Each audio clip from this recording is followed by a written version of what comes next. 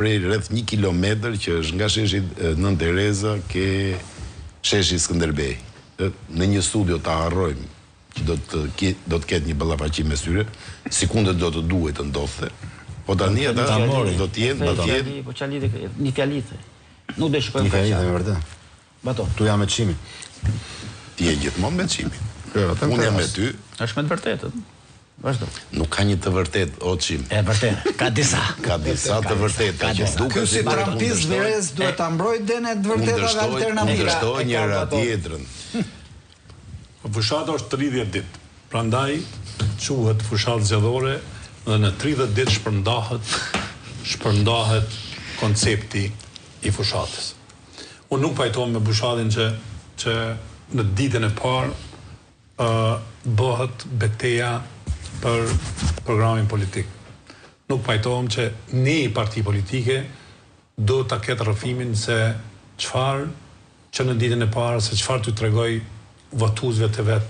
Dhe çfarë do të bëj o fustani fjerakës me xixa të Delinda Bahugut, kjo është fushat. Të marrim një shembull në një vend tjetër dhe jam dakord. Edhe unë me Batonin, nëse kemi një shembull ngjashëm.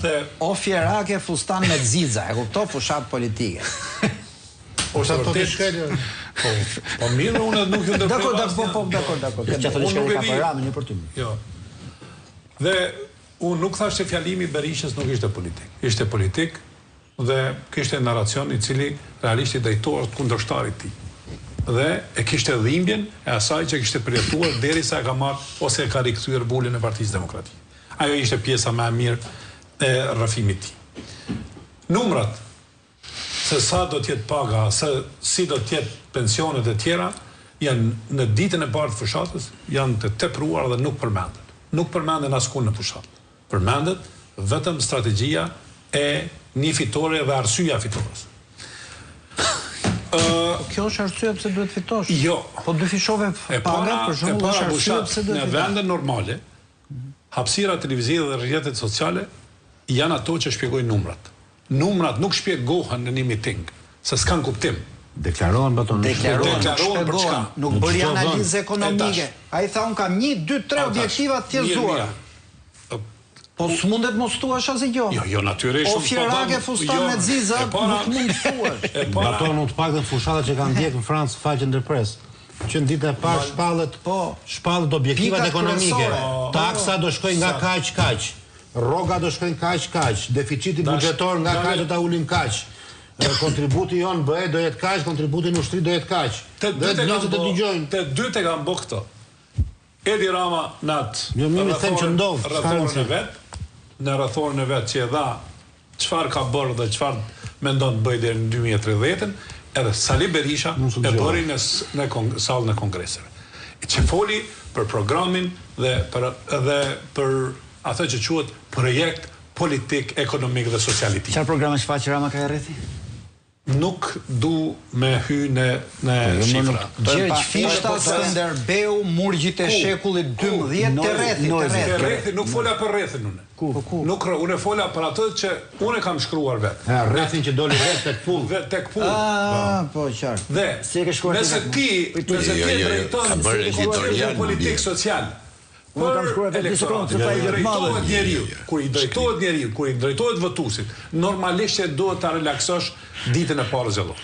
Lens ta paska marrë vendin e punës. Kjo është sigurisht. Por të tha krejt tjetër gjemur burse ti nuk e dëgjon. Boni se mos boni batuta se besoj se nuk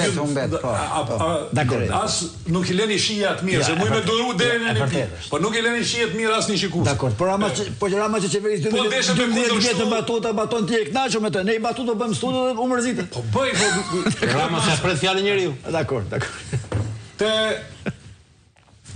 Te fushata politike, realisht, në 30 ditë secili në varësisht se ku të drejtohet. Për shembull, në Durrës do ketë një diskurs këtë tjetër. Në Shkodër ketë një tjetër, por duke shpjeguar qëllimet e veta secili. Dhe besoj që votuesi e kupton qëllimin politik, social dhe ekonomik të një lideri. Që kjo është arsyeja pse përveç, po them, te Berisha, një disiplinë brenda publikut, një rrëfim i cili realisht nuk ndryshoi nga karizma, fjalimi, mënyra paraqitjes, eleganca e tij e veshjes, të gjitha i kishte aty. Por ishte bukur shumë stereotip në paraqitjen e tij. Dhe është model i cili mund të jetë i suksesshëm. Është çështje e tij, momentin që ai ka zgjedh, edhe pse ka zgjedh të jetë i tillë. Ajo që mua nuk më pëlqeu te fushata Berishës, pastaj dalte te Rama, është pikërisht ai i cili ka ardhur ta ndihmoj. Një Amerikan i cili kishte gjuhë të druntë, nuk kishte mesazh dhe nuk kishte qëllim. Dhe ajo që më pengoi mua, nëse kem sloganin Shqipëria madhështore, nuk mundet që në një tubim, një njeri madhështor si Berisha, të thuhet tubimi zoti Sali Berisha, kryetar, dhe ai i cili vinte nga Amerika, që ishin bashk. Për të është modelit. Mos e kam pasur për ata që nuk e din Berishën madhështor si që di ti. Jo. Pra që edhe ata që se mendojnë si ty, të binden që bashkë me këtë mund të bëhet madhështor.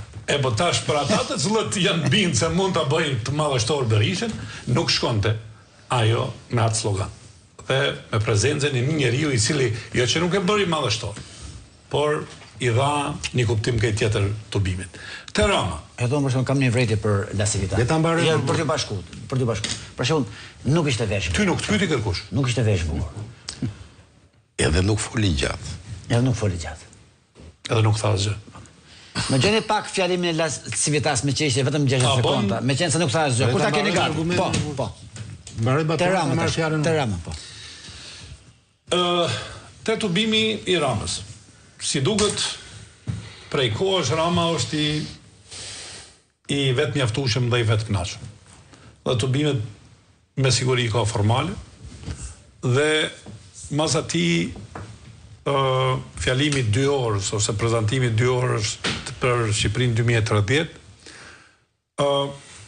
fushata në sheshin Skënderbej ishte formë. Dhe forma ishte pikërisht pse është i vetë mjaftueshëm edhe i vetë përmbushur. Nëse